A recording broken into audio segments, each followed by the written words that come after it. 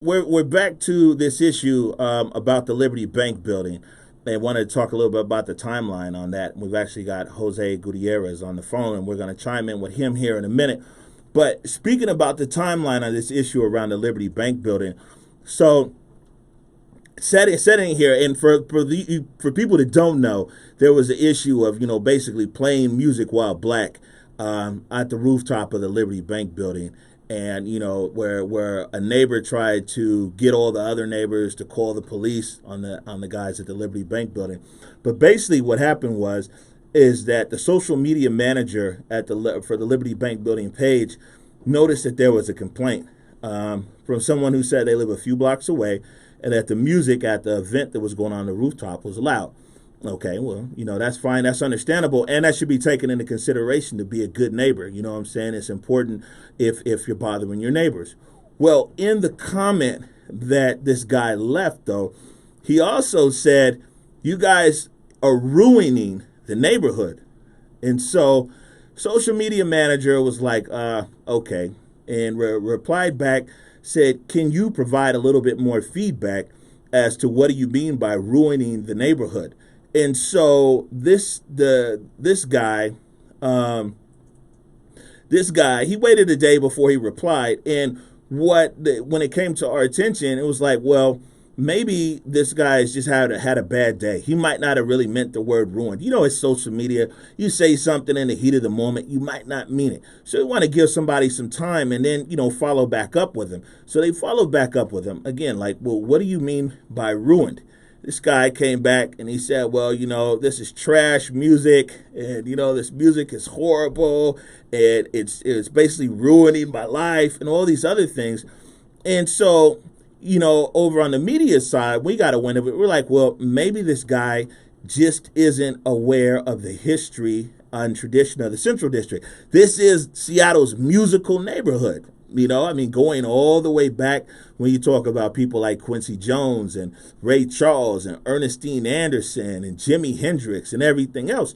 So when someone is stating that, like, making music in the neighborhood isn't authentic to the neighborhood, is now bothering him, we're like, well, maybe he's just ill-informed.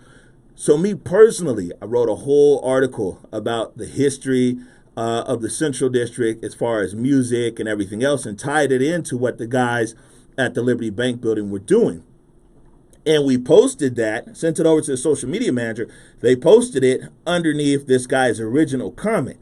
And then he came and said, well, the Liberty Bank building, affordable housing, is ruining this once peaceful, wonderful neighborhood.